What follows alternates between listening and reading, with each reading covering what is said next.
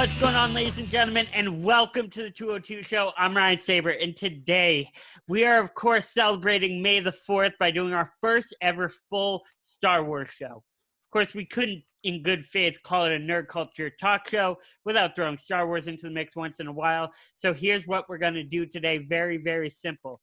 There are a total of 11 Star Wars movies, and we're going in depth and going to try to come up with a collective list, all of us ranking them 1 to 11. Then after that, Greenblatt's going to break down some of the extended universe projects airing on Disney+.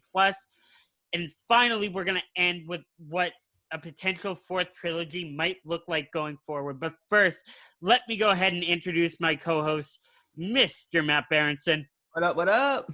Mr. Sean Corcoran, who has a working microphone. Yeah. Woo! Yeah, boy. And Mr. Andrew Greenblatt. Hello. So if you are joining us for the first time, we are the 202 Show, the podcast talk show where we talk everything from sports, comic book, movies, music, TV, and realistically anything else we can have an opinion on, and we kind of like it that way. We post new videos every week, so make sure to subscribe to the channel below and follow us on Twitter and Instagram at the 202 Show. So, boys, let's of course get this going. I don't want to waste any time. We have 11 films to break down, some of which are considered to be some of the most iconic films in the history of movies. So here's how we're going to do it. I'm going to moderate just like any other show, but I'm also very aware that I am not the highest authority on Star Wars. I have seen every movie multiple times, but I'm not the highest authority on Star Wars lore, especially in comparison to you two. Sean, I'm not so sure, but we'll see. We're sure as hell going to find out today. I've seen them all. Yeah, right. Boy. So I'm going to say realistically what's the best one, and you guys are going to make the argument. So, guys ready? Yes, sir. All right, here we go. So, let's just start at number 1. This probably the hardest question to answer. Matt, I'll let you go first. Best Star Wars movie of all time. Best Star Wars movie of all time. Zero question about it. Empire Strikes Back. Yep. Yes. Yep. Okay. Glad we all agree on that. That That was is the easy one. that is what turned the franchise that was a sequel that turned it into a franchise. Yeah. Yeah. Episode A New Hope, while fantastic and classic and showed promise, was still trying to figure itself out. That was George Lucas's really first swing at making a movie. So coming out with Empire right after that is one of the few cases where the sequel shadows everything else. It was so perfectly done. And all of a sudden, everything was real. The stakes were high. We got a real movie. So, yeah, I'm glad everyone agrees there. Yeah, I kind of figured that was going to be the unanimous number 1. Just like I kind of assumed there's a unanimous number 2. That's going to be a harder one, I think. I don't know. Greenblatt, what are your thoughts? Number 2. Number 2, I'm mixed on, but for number 2, I put A New Hope. That's what I was going to say, too. Nope. I don't know. It's either that or Jedi. See, I'm a Jedi guy. Yeah. I can interchange the two of them. I'm fine with interchanging the two of them because I have Jedi at number 3. I can interchange between the two of them. All right, so here's where I'm pushing Jedi. The reason I like this movie, not only because it sums everything up and wraps up the original trilogy, but also the set pieces of Jedi, I just felt like were so much more fun. It had more of a feeling that they aren't just trapped in space. You know, when you think of space, you think of all these strange landscapes like the desert in Tatooine, and then you have Hoth that's all completely iced over, and of course the Death Star is a big machine flying in space. The reason I like Jedi, partially because it mixes everything. Jedi, you get Tatooine, you get the forest of Endor, and I don't want to say it feels like it almost takes place on Earth, but it has the most earthly feel. And I don't know why, but I really, really like that about it. The other reason I think Jedi actually, believe it or not, is my personal favorite, even though I'm far and above the fact that Empire is the best one. Palpatine's really cool. and we don't really get to see him in Empire. We get a floating head, and I believe we get a cameo off the top of my head, right? He's in the hologram form. Yeah, so but, we only Vader get gets not his in head person. removed. Yeah, so we only get the floating head, and I really like Palpatine as a character in the new 3-2-1. I really like Palpatine as a character in Return of the Jedi. You get the feeling that you're finally meeting the big bad, even though Darth Vader was the big bad of big bads. You realize, oh shit, there is really somebody over his head who has power over him. And I think that was a big deal. To have power over Darth Vader really made the Emperor seem like a badass. And then, in my opinion, one of my favorite movie endings of all time is Darth Vader realistically becoming, quote-unquote, Anakin Skywalker again and realizing his humanity and throwing Palpatine down a pipeline, which we eventually realize doesn't kill him, which sucks. But Jedi number 2. Yeah, All right, that's I'm down fair. for that. And with that, I think we can all somewhat agree that A New Hope is number 3. Yeah, No, it's fair. Really? Really? I'm gonna argue that. All right. What do you have for your number 3? You guys are gonna hate me. Revenge of the Sith. See, I don't I'm hate into it. that. I I'm don't into dislike that. it. It's not a bad. I it's a don't dislike it, pick. but So to throw a prequel in the top 3, I know is pretty blasphemous. Especially However- because you're putting it over the first one, which a lot of people who aren't us will argue is the best. Yeah, you could totally argue that. Yeah. And if, again, this is why we're having this conversation. If you guys don't agree with me, that's Yeah, cool. that's the You point. can shift. Find it entertaining though. That's a awesome pick. It's a fun movie. We finally got to see. So, I mean, Ewan McGregor as Obi-Wan is one of the coolest parts of the entire Star Wars universe. And I think this was like the best movie that we got to see him in. We got to see some great choreography as far as lightsaber battles go. It wrapped up what was really 2 bad movies into a third movie that was, in my opinion, not perfect, but great to watch. It's fun. It's still cheesy, and it's still the prequels. But I'm also not one of those people that will come out and say the prequels completely sucked either. No, I know. I will also say that Revenge of the Sith did introduce one of the coolest characters in Star Wars history, Yes. General Grievous. Yeah. Yeah, Oh yeah. easily. Do you guys hear that? Yeah, I did. That was weird. I heard like this guy's about as useful as blank, and I don't know. So that might have been my brother. No, I loved episode 3. Episode 3 for me was, you're right. It is, you want to put it up there. It's just, for me, it's hard to argue over A New Hope. A New Hope was the one that started everything and turned You're Star Wars cutting out into for a us. cult almost right off the bat. You're good now. I find it hard to argue it over A New Hope. You know Yeah. what I mean? A New Hope was the one that started the franchise, turned Star Wars into a cult for a lot of people, and realistically was what created, it was the Kickstarter of this whole universe. It was the Iron Man of Star Wars. You know what I mean? And so it was just such a colossal film for its time. And that's what you have to argue, is that for its time, A New Hope hasn't maybe aged as well as some of the other ones. But at the same time, I can't say that Revenge of the Sith is as complete enough a film to put over it. I say we put it to a vote. I mean, I think, yeah, I'm cool with saying. I'm gonna have to. I think we already know where the vote's going. I'm gonna have to put it in. Okay, the vote. so I'm comfortable saying A New Hope 4, A New Hope 3, and then Revenge of the Sith 5. Yeah, I'm cool with that. 4. Yeah. 4. I can't count. I have Revenge. That's what of a the college Sith degree gets at us. number- We're not math majors. We're communication majors. You. I have Revenge of the Sith at 6. Oh, well, too bad. Oh, interesting. So what do you have ahead of So- Revenge of the Sith? I have Force Awakens and Solo.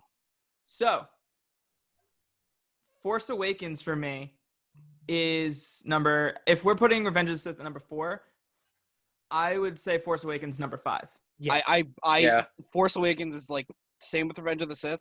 It is the only movie out of the new trilogy that I actually really enjoyed. I mean, I think I saw Force Awakens like three or four times in theaters. It's my favorite one of the sequels, to be Oh, honest. 100%. It's easily. I mean, I know it's a rehash of like it's essentially a rehash.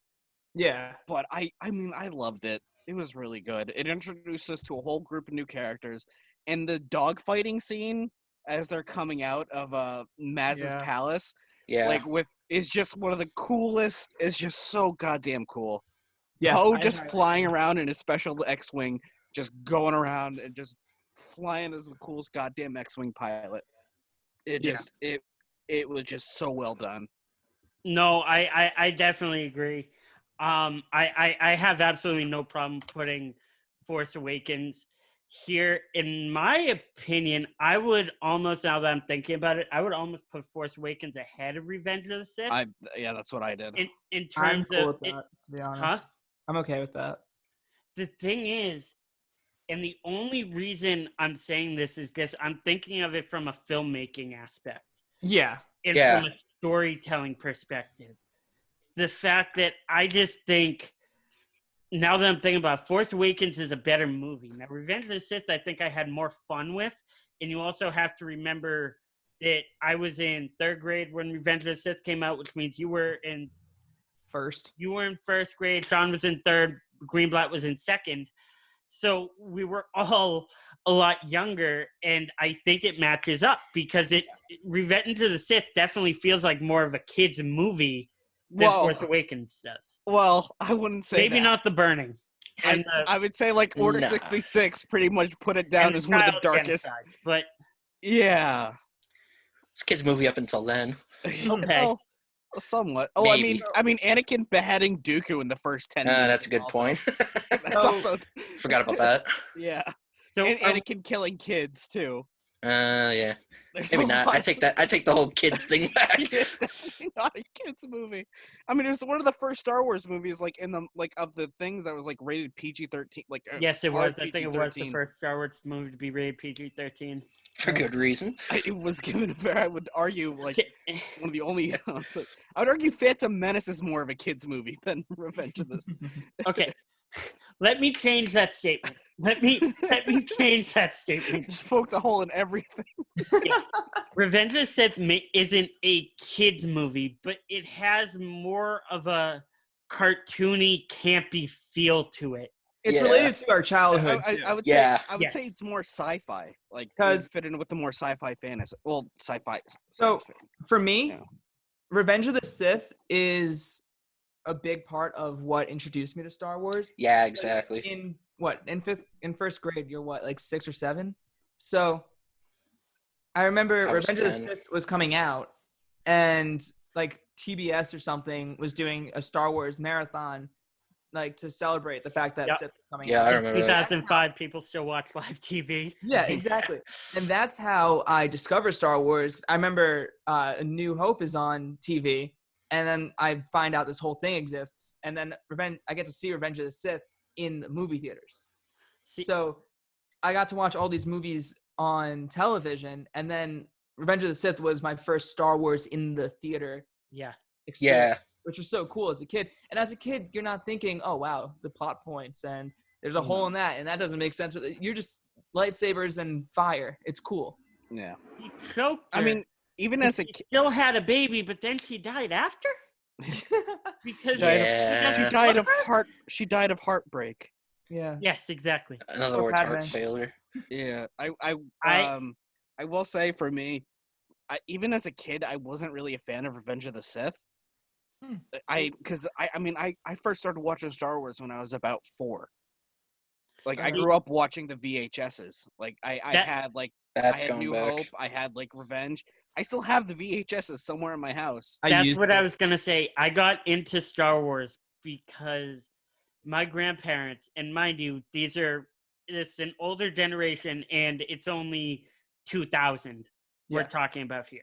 So of course, the year 2000, my dad has a big flat screen TV because it's my dad and that's what he does. But my grandparents, being my grandparents, still have the small tube TV, probably from the late 80s, early 90s, on the floor, not even on a table. Yeah, it's on I had the one of those floor. too, from like the 60s. Yep. And they had a VCR, and I remember every time I would go over to my grandparents' house, we would watch in succession all 3 movies. And mind you, this is probably even, I'm thinking, oh my God. So I was born March of 96. My earliest memory has to be 2000, 2001 watching these. So The Phantom Menace is out. We just all pretend it wasn't. And yeah, that was how that was realistically how I got into Star Wars, because it was something I did with my grandparents. The other note with Revenge of the Sith was the first one where I had all of the action figures. Yeah. That was my next point. Yeah, that's when I started getting the toys. First of all, not even 90%. I'm 110% sure that right now, if I go downstairs in my basement, I have the Anakin and Obi-Wan figures where if you squeeze the legs together, that's what she said. It's like a lightsaber. I still remember getting those toys from Burger King and stuff. I remember that was a big deal. They had the Burger King. Oh my God. One of my favorite toys when it came to the Star Wars toys, especially when Sith came out, it was an Anakin action figure, but you can turn him into Darth Vader. So you would pop his head off, you put the helmet on, and then there was a rubber black suit that you just put right on top of him. It came with both the lightsabers. The burnt body, the one with the burnt body. Yeah. Okay, I had a swing set in my backyard. And it came with a burnt body? Huh? And it came with the burnt body? No. So I had a swing set in my backyard growing up. And of course, anytime there's a swing set, there's that playhouse at the top with the tent over it and whatever. Yep. And I would always, of course, 10 years old or 9 years old at the time, I would always take my action figures and go play up there. Mm-hmm. And mind you, at the same time, these are 3, don't ask why I know so much about action figures.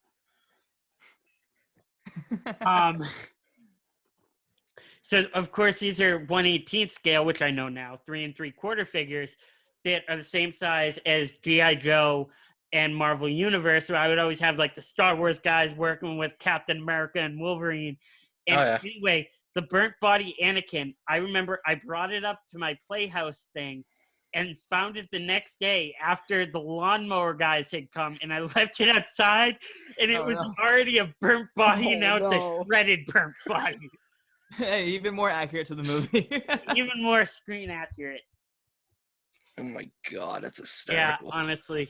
But the other thing with Revenge of the Sith, the toy line in and of itself had the most vehicles I think I've ever seen of any Star Wars movie, and I had all of them. I remember I had the Obi-Wan's Starfighter that had the thing in the middle that they used in the first 5 minutes of the movie. Anakin's, they had the triangle on. Oh, that was a good time. That was awesome. I will also say I do have a bunch of Star Wars Legos sitting behind. I can't see you at all. I have a bunch of Legos. I have a bunch of Star Wars Legos sitting behind me. We all did at one point. I mean, I still do currently. I was just looking at them. I believe it. Yeah. All right. My next pick. Yeah. What are we on? I have. Hang on. Wait. Greenblatt. Hold on a second. Let's figure out where we're at. I brought a prop. That's great. So I just want to make sure we're on the same page here. 1 Empire, 2 Jedi, 3 Hope. Now, is 4 Sith or is 4 Force Force Awakens, 5 is Sith. Yeah. Wait, what happened? 4 is Awakens, 5 is Sith. Okay. And then 6, I'm going to make the argument here, Rise of Skywalker. Absolutely not. Really? I hated Rise of Skywalker. It shit on the franchise. I don't know. I liked it. Yeah, I have those 2 in my bottom 4. Okay. Go. So, I didn't hate The Rise of Skywalker, but I don't think I would put it that high. I would absolutely wouldn't. I would put easily Rogue One there. I was going to bring up Rogue One. Now, I know Ryan doesn't like Rogue One. I don't like Rogue One. I think Rogue One, again, we're talking about complete movies here. Yeah. I think Rogue One is such an overlooked movie because it's literally Saving Private Ryan in the Star Wars universe. I love the idea of just its own story, and this is a part of, and when we talk about the future of Star Wars movies that I get excited about. There's almost, while it does connect to the Skywalker saga, it's like its own entity enough that it can just do what it wants without having to worry about fan service. I think it's just a fun step away from constantly saying, okay, if they said this in The Force Awakens, it better pay off in The Rise of Skywalker, and it also better make sense to New Hope. And I think while Rogue One is the bridge between episodes 3 and episodes 4, it still can just do its own thing. I would also like to argue that we actually get to see why Darth Vader is the most scariest motherfucker in the galaxy. That is one of my favorite scenes in a Star Wars film, for sure. Yeah. Easily my top definitely, 3. easily. I mean, when you just see the look of fear on the rebels' face when you just hear the breathing, and you're like, "Oh, we're fucked. They know we have it's no about to go down. chance. We have no chance." I He almost just stops wish- the blaster bolt while also force choking a guy and just slices him. Oh, it's just one of the most satisfying Star Wars scenes. See, I wish we could get more Vader live action Yeah. with modern Yes. technology. Oh, yeah. Like if you want good Vader, like read the comics. Read the Star Wars comics. They're awesome. Oh, I have. They're really good. Also in Star Wars Rebels, Vader is terrifying. I think I've seen clips of that. I refuse to watch Rebels. It's Really? really not that bad. I'm not watching Rebels. It's really not. I mean, it's more of a kids. It is definitely more of a kids show than Clone Wars. Yeah, and that's why I won't watch it. Yeah, but it does introduce some cool characters, and there's also some good lore. We get more Mandalore stuff, which I'm always on board for. We get more of the dark saber. We get we get one of the coolest villains in Star Wars, Admiral Thrawn, who is like one of the smartest officers in the Imperial Army, who's like outsmarts everybody. Yeah. Okay, so All right. I'll give you this, though. I would put Rogue One at 6 and Rise of Skywalker at 7. Okay. Thank you. Greenblatt's disagreeing. I have everything just lower 1, just because I have Solo in there. So I do have Rise of Skywalker after Rogue One though. I'm fine with that. So how about this? Okay, Rogue One at 6, Rise of Skywalker at 7. I would agree Solo at 8. That's fine. Yep. I'm fine with that. That's fine. I mean, I'm also a sucker for heist movies. That's why I like Solo. I love good. a good old heist movie. Plus, we got a scene with Darth Maul, which is pretty cool. We got to see Darth with the robot legs and Still not as cool as Vader in Rogue One. No, no, because you don't get to see Darth Maul do anything, but it's really cool. And I remember going to go see that movie with my dad, and he was like, "Wait a second, he's dead. Why is he here?" And I'm like, I had to explain. I had a whole explanation of About Clone Wars. Yeah.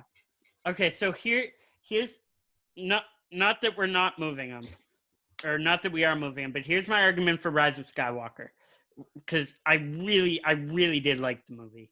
Mm-hmm. Let me first point out, though, and this is going to seem counterproductive, let me first point out the things I didn't like about the movie. The love story, quote unquote, between Kylo and Rey wasn't a fan. The kiss at the end that was creepy. It was stupid. so and, awful. it wasn't a Ruined the entire movie for me. fan. That was just like the final nail in the coffin for me. I really like Rey as a match with Finn, even though there's some fan fiction where Finn is gay with Poe. I don't know. It doesn't bother me. The actors said they wanted that to happen. Really? Yeah, they wanted Finn and Poe together, but Disney would not let them do it. I think even JJ wanted to do it. Thanks, Disney. That would have been interesting. No, but I like the way they teased it with Rey and Finn, at least in the first movie, and then they really didn't do anything with it. Well, no, that's what Rose was there for. She Oh. was there. She was supposed to be like the token female character for Finn. That's essentially what they brought her in for in Last Jedi. And I get that. And that leads to another point. You have these outside characters like Rose, who I felt were very underused. Oh yeah, no, they ruined. They completely underused her, and like, I mean, I will. Okay, I'll get into it in the next Last Jedi thing. I will get into a bit of her character. I have a lot to say about her character. Okay. What I liked about Rise of Skywalker, I did like how it felt like it completed the saga. I did like how they Vadered Ben Solo and made him into a good person. I thought the choreography was very, very, very well done. I thought the fight scenes and the lightsaber fights were really, really cool. I liked it. And I liked Rey's character arc. I liked that Rey was tempted to the dark side, even though that's the same cliche they used in every trilogy, where Luke was tempted to the dark side in the first one, and Anakin was tempted to the dark side and actually went in the most predictable movie we've ever seen. It was obviously described that way. And that's the thing with any movie, is a hero's temptation to break the rules and to break their moral code. And you did really see Rey push to her moral code. I also like Poe's arc. I like Finn's arc. I liked the movie. I genuinely had fun with it. And when it comes to Star Wars, it's either hit and miss. You're either bored or you have fun. And with every movie we've listed so far, I've had fun with, except for Rogue One, where I was bored some of the time. But I know Greenblatt doesn't like Rise of Skywalker, and I know we put it further down on the list, but that's my argument. I like it. So, for Rise of Skywalker, to me, I walked out of that movie with, I think, more complaints than things good to say about it. And I didn't want it to be that way. I don't hate that movie yet, or at all. I'm excited for it to be on Disney Plus next on Tuesday. Weeks. Next week. On Monday. On Monday. Star Wars yeah, Day. I'm excited. I saw the ad for it yesterday. I'm excited for it to come out on Disney Plus so I can give it a rewatch without the goggles that I go into for a new Star Wars movie, because I get super excited. Favorite franchise. Naturally. So, yeah, I want to talk about some points that you brought up. The Rey kiss really pissed me off. And I know you said you'd like her with Finn. Now, a big thing for me in movies is when you take a strong female protagonist and force an unnecessary relationship to her. I said the same thing when Age of Ultron came out and they tried to put Black Widow with Hulk. I fucking hated that so much. Because for some reason, Hollywood can't just have a strong female character without her kissing some dude. So I think that whole Rey and Kylo kiss took a whole bunch of character away from Rey. I think that was a huge... Off topic, Taylor and I watched Captain Marvel on Disney Plus last night, and I loved that they didn't waste time doing that. Yeah, thank God. That's what made Captain Marvel so good, is you had a female protagonist without... Just a badass.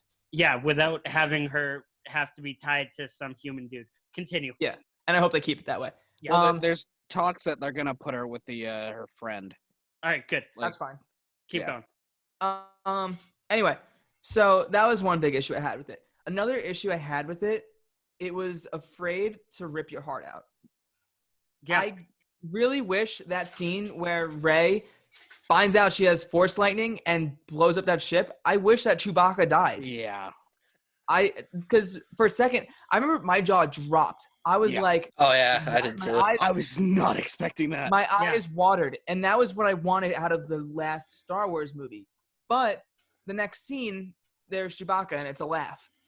And I'm like, okay, well, you just ruined that for me. And then same thing goes for C-3PO. Oh, C-3PO, he's going to get washed out completely. No more C-3PO. Oh, R2-D2 has a backup for him. They were so afraid to take risks that it felt like a comic book. You know, when someone dies, they're not really dead.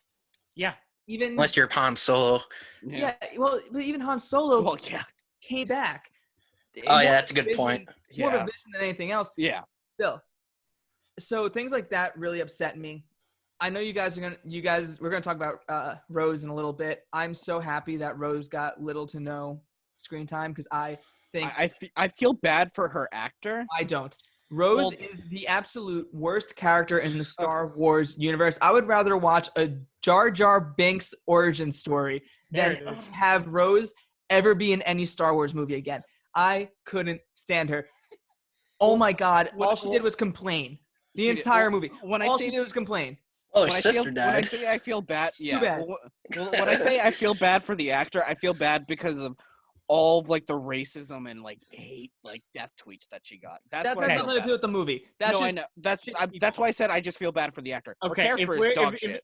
If we're feeling bad for any actors in Star Wars here, we feel bad for the guy who had to say the words seriously. I don't like sand. It gets everywhere. I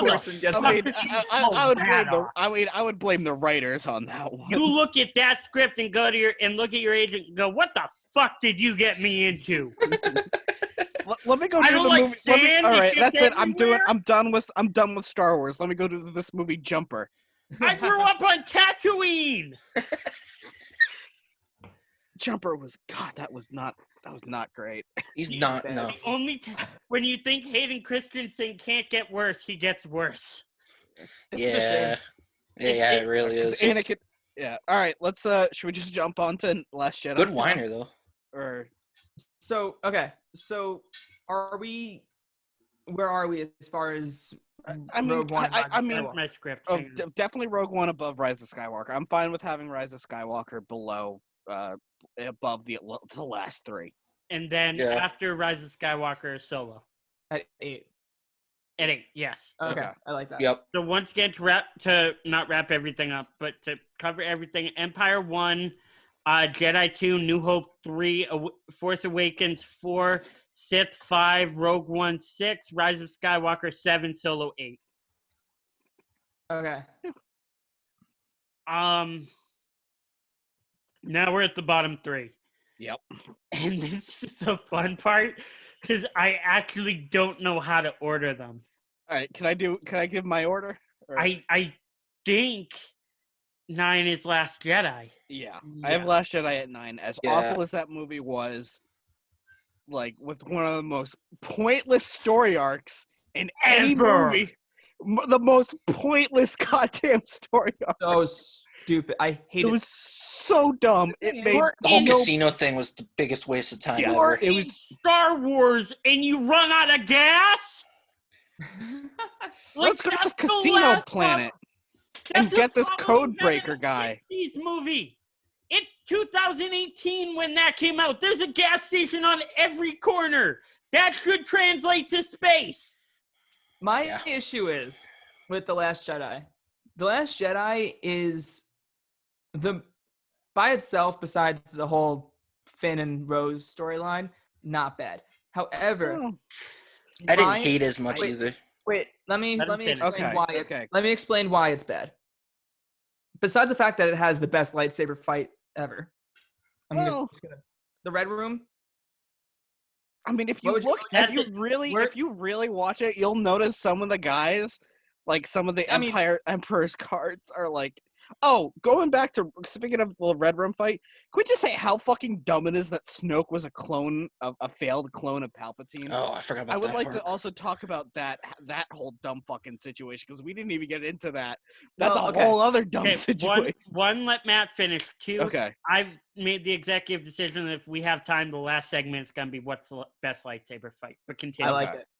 So the issue with The Last Jedi is, and this is no hate on Ryan Johnson. I like Ryan Johnson as a writer. I like him as a director. If you haven't seen Knives Out yet, do it. I saw it. I need to watch it. I don't know why I haven't watched it yet. I just know it's incredible.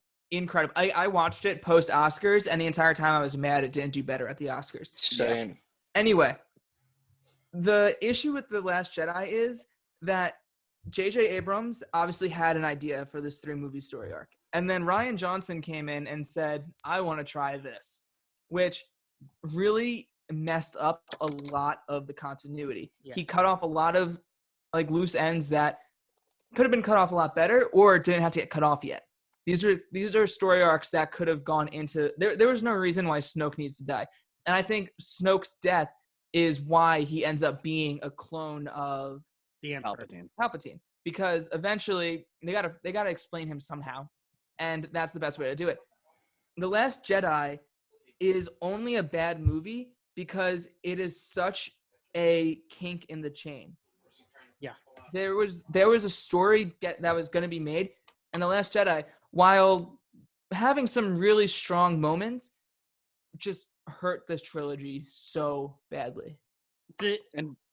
My thoughts with The Last Jedi, in and of itself, is The Last Jedi, first of all, is the least entertained and most bored I've ever been in a Star Wars film.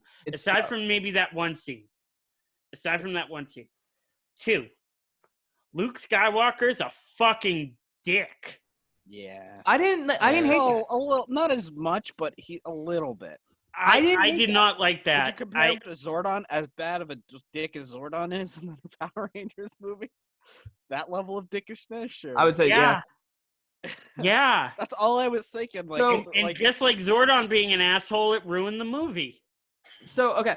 I liked that, though, because I think you turned the Boy Scout into someone who became bitter because of all this stuff they've seen. He created Kylo Ren. Yes, he did.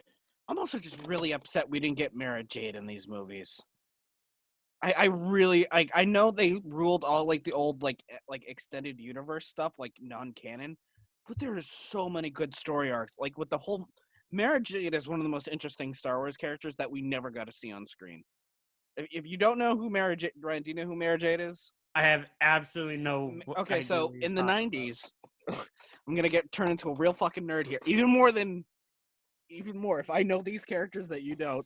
Greenblatt, we're talking about Power Rangers next show. Oh, that's true. No, but I'm getting more like books. Like in the 90s, there were a set of Star Wars books. Going back to the thing with Thrawn was actually a character in those books, like originally, and it introduced the Empire's assassin, who was like a Sith assassin named Mara Jade. Okay, see, you're looking up on Google. So Mara Jade, Luke was able to turn her from the dark side to the light, and they got married and had a bunch of kids. One of those kids actually turned out to be a bad guy. I'm pretty sure of. So no, she's just an interesting character. I mean, Sith assassin, which is pretty cool, and we get to humanize more of Luke Skywalker too. I wish we got more of that. I get that we are seeing a less perfect version of Luke Skywalker. It's kind of like I'm watching. Obviously, I'm one of the few still watching Flash every week, and I'm kind of like, okay, Barry is the perfect human being. Like Barry, aside from the fact that he hides secrets from the ones he loves because he's afraid it'll hurt them, which is one of the most noble things you can do. You're right. You do see a more flawed version of Luke Skywalker, but at the same time, they made one of the most iconic heroes of all time into an asshole. And I wasn't a fan of it. Again, I know I already touched on it. The entire "we're stuck in space and out of gas" scene, I think, is the stupidest, realistically, plot for a Star Wars film you could ever think of. It should have been wrapped up in an hour. Well, it should have been wrapped up in 45 minutes. The thing was that they had to go to that planet to get the code breaker guy, like DJ, I think his name was. Benicio del Toro. Yeah. Who I didn't like his character either. No, he was a pointless character. Predictable and he was really pointless. Yeah. He really was. And also one useless character. It's Captain Phasma, who I really wish we got more out of. Very underused character. Exactly. She's so underused. Like Gwendolyn Christie's fucking incredible. If you've seen Game of Thrones, as what's her face? I don't remember her night name, but she's awesome throughout the whole series, except for the last season. Because last season is biggest garbage fire in the universe. Anyways, but no, just such an underutilized character, and she got killed so easy. Like Boba Fett. They killed Boba Fett off, and he's like one of the most badass characters in like Star Wars. Didn't they kill her like 3 times? They killed her in every movie. They killed her. Well, she was only in 2 of them. But yeah, they killed her. They sort of killed her. Like, they gave no explanation of how she got off Starkiller Base. And the funny thing is, they used her as a huge marketing point. They did. She was all the toys. She was on all the posters. Yeah, for The Force Awakens. Yeah. And she was there for like 5 minutes. She surrendered super easily, too. Yeah. Greenblatt, can you kill your animated background? It's unanimated. It's just yeah. All right. You keep going in and out of it. No, it's better than what looks behind me. I will be the judge of that. No, honestly, it's fine. I don't care that much. Let me get these because I have a cold. Yeah, that's what those were for. I mean, that is actually what it is for. I do have a cold, and I have to fucking blow my nose like every 5 minutes. Okay, so let's cut that. Well, obviously, we're cutting that whole thing. Not that whole thing, but you know what I mean. All right, so what are we at? We're last two. Well, I also want to talk about the. I didn't get a chance. Yeah, we were doing Last Jedi. We didn't finish Last Jedi. Oh, we okay. cut off topic. Okay. All right. Yeah. See, the problem is I don't remember where we were. We were at. This was at number 9. No, but where were we in the Last Jedi discussion? The gas station thing. Okay, we were just about done. Yeah. Well, well, let's talk about like the end. Finn is about to make fucking a badass like sacrifice that like would have been perfect. Like that would have actually made the movie a little better. Yeah. I would argue. And Rose comes out of nowhere and stops him, but like, oh, we have to do it for hope and love and all that bullshit. Love wins, and they kiss each other. Love wins, and I'm like, and then you barely see her. No, this would have been a fucking perfect ending. It would have been a perfect sacrifice. Yeah. It would have been so. I'm trying to think. It would have been so well written, but it just ruined. The Last Jedi, in and of itself, if it reminds me of any movie, and to compare it to just a movie I know for a fact we all know very, very well, to compare it to a superhero movie, it makes me think of Batman vs. Superman. Oh, yeah. Where I was honestly going to think you were going to say Thor versus the Dark World. No. It makes me think of Batman vs. Superman, where it's a bad plot. It doesn't make sense. The characters aren't great. And it just goes on. And I'm telling you, got to watch the extended cut because it fills in a lot of plot holes. Never. But it's not even the plot holes we're talking about. It's the fact that it's still not a good movie by any means. Like it went on forever. Well, it was 2.5 hours, and the extended cut is 3. The entire battle scene at the end on the Ash planet, I think it was Ash, right? On the white Ash planet, where every time you hit the ground, it would spark red. I did actually kind of like that scenery. I'm not gonna lie. I liked the scenery and the set piece, but at that point in the movie, I was so bored. It was like, okay, let's get this over with. Is Luke gonna die? He's dead. Cool. Let's go home. I have to pee. What a dumb death too. For a character of like as I'm gonna say worshipped as Luke Skywalker is. Yeah. For him to go out like that was just I was so mad. Yeah, it was underwhelming. It was beyond underwhelming. I'm like, why? I don't know, man. I There's didn't so like many the movie. things wrong with that movie. Yeah, I genuinely did not like it, and I specifically remember that was the first time I ever came out of a Star Wars movie. Because mind you, the last 2 we're going to talk about, I was too young to go see. Actually, I do actually think I saw Attack of the Clones, but I was too young to remember how bad it was. Because when you're 6 years old, you think every movie's the best movie ever. That Last Jedi was the first time I walked out of a Star Wars movie and remember going, wow, that sucked. Yeah. Even Rogue One, even Solo, I was like, I was like, okay, it had some redeemable qualities. Last Jedi, I was like, wow, that sucked. Last two. Okay, so for me, I say Attack of the Clones is a better movie than Phantom Menace. Yeah. I mean, Attack of the Clones only has one viable scene. Yeah, I strongly. I mean, in Attack of the Clones, we get the and in Phantom Menace, we get the Darth Maul fight, which is awesome, and we get pod racing, which I do. I hated pod racing. I like pod racing. It was dumb, but I enjoyed it. I didn't like baby Anakin. I didn't like pod racing. But also, Attack of the Clones also ruined Padme as a character. Padme was never a good character. I disagree with that. I think Revenge of the Sith ruined Padme as a character. I mean, she was so fine with Anakin genociding the Tusken Raiders. Hang on.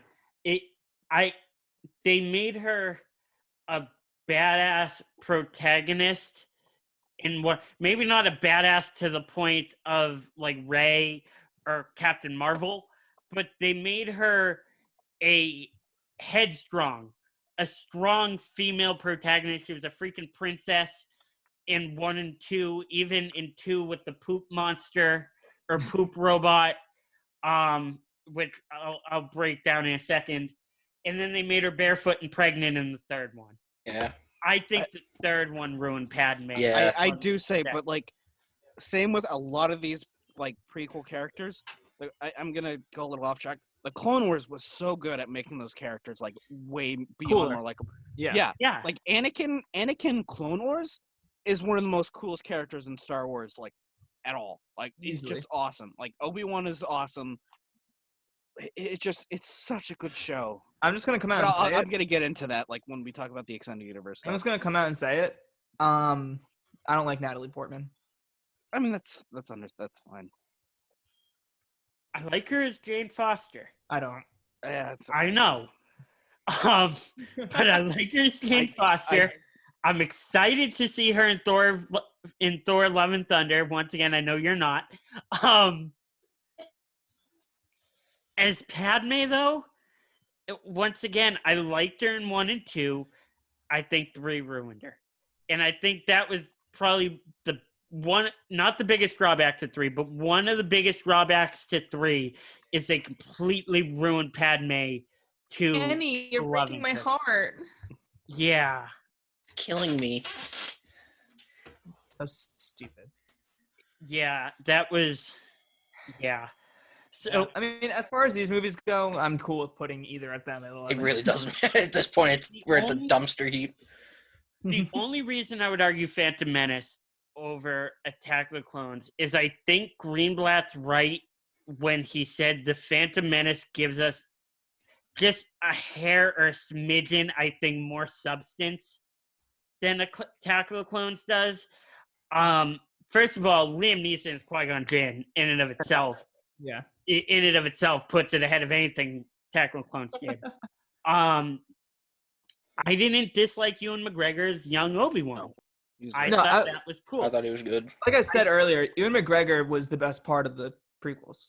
Oh, easily. Oh, by far. Easily. And again, I don't fault Hayden Christensen as much as I fault the writers. Yeah. Yeah, that's fair. I think Hayden Christensen is a fine actor. Could they have potentially got someone better? Probably. I think Hayden Christensen did the best job he possibly could with the worst writing I've ever seen that isn't Batwoman. Because God. I didn't even attempt to start. I didn't even attempt to watch that show. I got 2 episodes in and said, I can't do this. I really want to. I want to try. We're going to have a Batwoman discussion offline because there are certain things I can't say. But I even like Natalie Portman as much as I know you didn't in the Phantom Menace. I thought that was cool.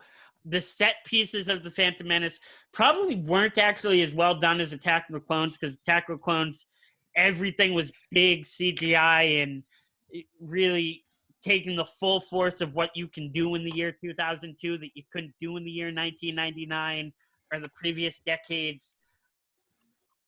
But it almost feels like there's too much CGI. And I felt like aside from that one really cool Coliseum fight scene, there wasn't any substance to it. Yeah. You have as Screen Junkie said, you have a disposable CGI army that you don't grow to care about, fighting another disposable CGI army that you don't grow to care about. You're having an entire movie about trade deals. It's like watching a 2.5-hour Donald Trump press conference. Oh, Jesus. I will say, doing Star Wars: The Clone Wars was one of the smartest. The show was Easily. was the smartest idea that they've ever done. That saved their ass. It did. It just that didn't happen. The new I sequel series that, wouldn't have happened. I will argue that canceling it was not a good decision. No. Everything's got to end eventually. Yeah, but so also the other thing, crap, what was it? There's something else. God, why am I forgetting it? I just had it on the tip of my tongue. There's something else. The other thing I didn't like about Phantom Menace. Oh, I hit my camera. 3, 2, 1. The other thing I didn't like about Phantom Menace, the one thing I think that sticks out in my mind of the whole movie, and we're letting a lot of things slide here, including Jar Jar Binks, including all the racism and anti-Semitism, including the fact that it's fine that Padme just has a freaking clone of her that I think is kind of weird. The one thing I think that bothered me the most is that all the pilots are in that dogfight in space at the end of the movie, and all of a sudden just a 6-year-old flies out on a ship of his own, and everybody's now, like, this is pod racing. oh, cool, we got another one. Nobody's like, what the fuck? Why is there a 6-year-old taking one of our planes? That's a liability. I just remember. Save him. I just remember the thing I was gonna say. In Attack of the Clones, the assassination plot is so dumb. An assassin hires an assassin who hires another assassin. Yeah. Can we just say how dumb? I just want to say how dumb that is. I want to get the job done. That's all it takes. Why just don't use space worms? Like, you missed on the explosive. You missed on with the space worms. Like, Jango Fett is one of the deadliest bounty hunters in the galaxy at this point. Jango Fett. I said Jango Fett. Yeah, I said Boba. No. I will say Boba Fett as a kid. Why Jango Fett didn't just shoot her in the head is another big question. I did appreciate Jango Fett getting his head cut off. I think that was pretty fun to watch, especially as a 7-year-old. Or a 6-year-old. More fun to watch his son watch. A little I would say kid. he's definitely a little older than that. He's like a young teen, because in the Clone Wars, in season 1 or 2, which is not long after Attack of the Clones, he takes down an entire Republic cruiser on his own. He literally destroys an entire cruiser by himself. He also comes up with a plan to trap 2 of the deadliest Jedis in the entire Republic. Yeah. Boba Fett as a character is awesome. So, looking at our final list. Looking at our final list here, because we did take up a full hour, but it's a Star Wars special, so if we need to go over, we'll go over. I have unlimited minutes on YouTube. Number 1, Empire Strikes Back. Number 2, Return of the Jedi. Number 3, A New Hope. Number 4, Force Awakens. Number 5, Revenge of the Sith. Number 6, Rogue One. Number 7, Rise of Skywalker. Number 8, Han Solo. Number 9, Last Jedi. Number 10, Phantom Menace. And number 11, Attack of the Clones. I almost said Force Awakens again. Can we have a bonus for number 12? Star Wars: The Christmas Special. Oh, Jesus. That is a classic. Garrett actually brought that up and said did he really? Yeah. I had a thing on my notes to say for one of the... Yeah, that wins hands down. Or the disco one. When I talk about Disney... What disco one? I'm pretty sure that might have been I thought they did a disco one. That was the Star Wars Connect game. No, they did something in the 70s. They did maybe it was a disco album. Either way, absolute garbage. All right, so let's talk about the extended universe real quick, because I said, we are at an hour, and I do want to argue best lightsaber fight. So, Greenblatt, why don't you give us kind of a breakdown of some of the extended universe stuff that's coming to Disney Plus. So, starting off, what's finishing up next week, or whenever this comes out, it finishes up on Friday in the first week of May. So a week from when we're recording this. Sorry. So what's coming to Disney Plus? Or should I talk about like what's available, like what Star Wars content's available right now? Because there's a lot. Everything. Okay, so what's on Disney Plus right now? Starting on Monday, all nine main trilogy movies are going to be there. Rogue One, Solo is coming July 9th. Solo's coming July 9th. Star Wars Resistance, which is like a new like animated show they're doing. I've heard really mixed things about it. I haven't given it a try yet. It's about a resistance fighter. I know not much about it. Star Wars: The Clone Wars, which is just finishing up. Star Wars Rebels, which doesn't get enough, which I don't think a lot of people gave another chance. We also have the Lego Star Wars show that they had, and Star Wars Forces of Destiny, which was a show that was like featured on like all the female characters like throughout Star Wars. Why not? Yeah. And then, so some of the stuff coming out in the future. Yep, we've got the Obi-Wan show, which we have no idea much about because the showrunner just left the show. So the show is in kind of production hell right now. Well, besides like with the pandemic, but we're right now looking at a late 2021 release. And is that also Ewan McGregor? Yes. Excellent. Yeah, he did. That was confirmed at like D23 last year or Star Wars Fest. I did forget to include it on what's available now, The Mandalorian, which I don't know how I forgot to include. Obviously. Yeah. We also have an untitled Cassian Andor series, who is he was the guy that was in Rogue One, like the Diego Luna. Diego Luna. He's getting a show. We're also getting Mandalorian season 2 in October, which I'm very excited about because we're getting live action Ahsoka Tano, one of the best Star Wars characters. That would be cool. Down. Yeah, but played by someone I'm not super stoked about. Matt does not like Rosario Dawson. No. What? Really? Yeah. Not a fan. And I really don't see her as Ahsoka. I don't know. I don't either. I don't either. It's weird casting, but whatever. She's hot. I don't care. I honestly wish they stuck with Ashley Eckstein. She was great in Daredevil. Oh, that's right. I forgot about that. Yeah. Married to a Major League Baseball player. Well, she's also engaged. I think she's also engaged to a senator who's running for president. Yeah, Cory. She's engaged to Cory. I was gonna say. Oh, Rosario Dawson. Yeah. Yeah. About to say Ashley Eckstein's married to David Eckstein. No. Oh, I was gonna say. I'm like, what baseball player? I thought she was married to. I think it's her. I might be wrong, but I thought I knew that was right. No, she's engaged to a senator. Yeah, Rosario Dawson's. Yeah, Cory Booker. Yeah. Then we just got confirmation Mandalorian season 3 is into pre-production. Good. Which is Thank awesome. God. We're also getting a female-centric Star Wars show from we know nothing about it except the showrunner is the co-creator of that show Dollface on Netflix. I heard about it, but I don't know who it is, but I'm sure it'll be fine. All right, I heard Dollface is supposed to be good. We also have one of the heaviestly rumored right now is the Star Wars Rebels sequel, because Star Wars Rebels ended on an absolute bastard of a cliffhanger that left with a huge cliffhanger that I'm really upset about. And also, to top it off, the last announcement that is confirmed is Star Wars Jedi Temple Challenge, which is essentially Legends of the Hidden Temple, but for Star Wars. Hosted by the man who played Jar Jar Binks. I forgot about that. Yeah. I would watch the shit out of that. Yeah, so would I. I was like, wow, they got me. It's supposed to be coming out summer of this year. Can we sign up? What? Can we sign up? I wish. Matt and I will be a team.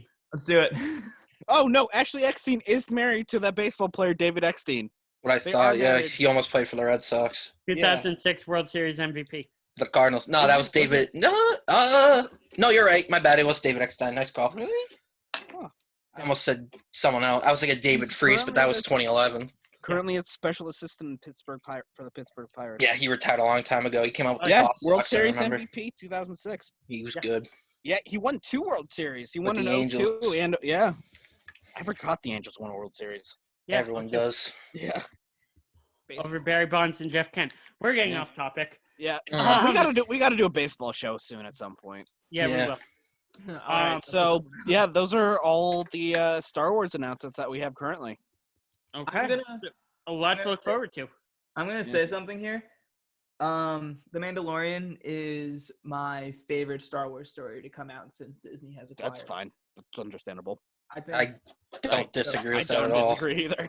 It's really good. They haven't screwed it up yet. I thought it was slow at the beginning, but then it picked was a up little- like that. I like Yeah. that though. I mean, I don't know Force Awakens in and of itself, but you're right. Well, I mean, like on its own without lightsabers. Well, Last or Jedi anything. ruined that. Yeah. Consecutive Yeah, that's streak. the thing. Like with the introduction of like, I mean, it's just so good. I mean, also it's Pedro Pascal. How can you not love Pedro Pascal? Oh, I love Pedro Pascal. Apollo I Creed mean, too. like, yeah, I mean, especially the fact that I also a little off topic.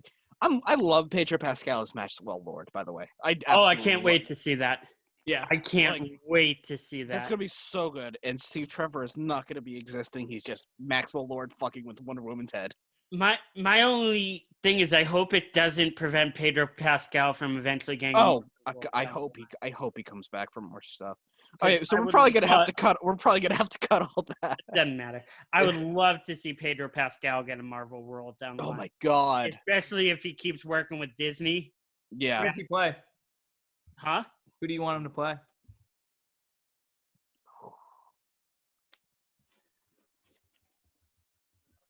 Okay. Bear with me. Victor Von Doom. Yeah. Yeah. Yeah. No, that's good. That's good. I like I'm it. for it. I mean, Yeah. John Krasinski opposing Pedro. Oh, that's good. Ooh, that'd be good. That That's would be good. That's really, so really good. cool. I like that. That's My, good. I was gonna go Magneto, but no, Victor Von Doom. No. I like if your. they can yeah, find yeah, some Victor way Von. to bring back him as Fassbender. Fassbender is, if they can find a way to bring him back.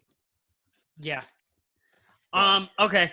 Last thing I want to talk about, obviously, is the best lightsaber fight. We're sticking with live action only, correct? Yes, Clone Wars Okay. don't count. That's too easy. Okay. So I'm gonna go ahead and make my pick, and I think we're really I think I might Down have the to same. two. I think I might have the same pick as you. Anakin Obi-Wan. Yeah. It is down to Emotion. Anakin Obi-Wan, Rey and Kylo in the Red Room, Yep. and I might argue the CGI overload scene from Attack of the Clones, but not really. It's fun to watch if you do. It's- It is fun to I mean, watch. I would I'm also- wrong. I would also even argue Luke and Vader. No. And I mean, not as high. It's not but bad. Like, It's just they're I don't know if argu- I'd like, put it that they're high. Let's throw it somewhere in the conversation. So For the- my issue with all the lightsaber battles from the original trilogy, and I think everyone's issue with them is it's literally them going, huh. Yeah. That's Huh. yeah. Well, yeah, There wasn't really- the choreography. Yeah. Unless you're Obi-Wan, where you just turn into air. Yeah, have you guys seen that Star Wars Scene 38 reimagined? yeah, no, that's Oh Yeah. my god. Yeah. It's so good. I now here's the thing. I do agree with that. I think Return of the Jedi did kick it up a little bit to the point Yeah. that I would probably, if I'm ranking them, put Luke and Vader number 4 behind the ones I already listed. The other thing in the reason I would say Anakin Obi-Wan is it's not just Anakin Obi-Wan, it ties in with Yoda Palpatine. Yeah. Which Yeah. had a lot of CGI in, which was mainly CGI because you got a green puppet bouncing around. And him just throwing They sentences did a good. at I him. thought they did a good job with it, all things But considered. I was widely entertained with it, and so I have absolutely no problem saying Anakin Obi-Wan has to be number 1. Yep. It just the raw emotion and the fact that it's 9 hours worth of film. Maybe that might be Led up to that, something like that. Yeah. yeah, probably 7.5, 8 hours worth of film building up to that one climactic fight scene on one of the craziest set pieces. It's clearly, obviously, CGI because Mustafar doesn't exist. It's not like they can shoot in New Zealand and call it a day.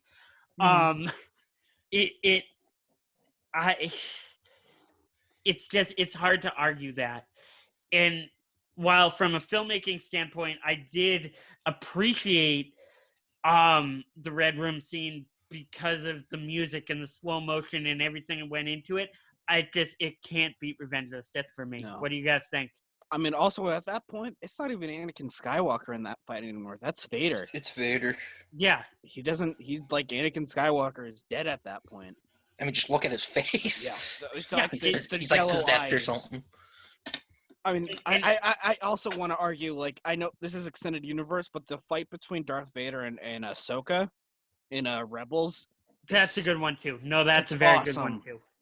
I have watched that on YouTube. It's so good. I mean, Ezra, like, kind of ruins it a bit, like, with, like, just the random pop-ins, but the emotion, you could, like, the emotion in the voice and, like Vader, like, when his helmet gets sliced open and you can see he's just blazing yellow eyes. And it's just like she's trying her absolute best to save him, and he's like, "Then die." And it's just, "Then you will die," or something like that. It's just. Doesn't he not kill her? No, there's a whole thing. There's time traveling involved in the the fourth season. There's a whole thing because Ahsoka is alive. Because she's alive at the end of Star Wars Rebels. Like That's what I thought. She's alive. Ezra goes back. There's this whole weird thing. Like, Ezra goes back in time, like, with the Force or something. It's time remnant. Dumb. All you have to say is time remnant. We've all seen the Flash. Well, not time remnant, but time travel. Like, he goes back in time and pulls her out of the time stream, pretty much. Yeah, that's more or less what the time remnant is. Oh. I don't know. Whatever. I'm just. Time remnant is if Ahsoka went back in time and did it. But that's more or less, all you had to say. No, that was a good one. I definitely remember watching that on YouTube and looking that up. Matt, do you have an argument here? I mean, I said it earlier. One of my favorite ones to watch when you don't overanalyze it is the Red Room scene. Yeah. Because that was one of the good, really the best part about The Last Jedi. I think that's the only good part. Yeah, and this is when you see two characters who could have had a form of relationship other than romantic start that relationship. That's when the whole, like, blurred lines between dark side and light side have really became created because, the whole idea of Rey is she's basically a gray Jedi. There's not 100% good. There's not 100% evil. It's just like people. I don't know if I agree with that. I think they did make her.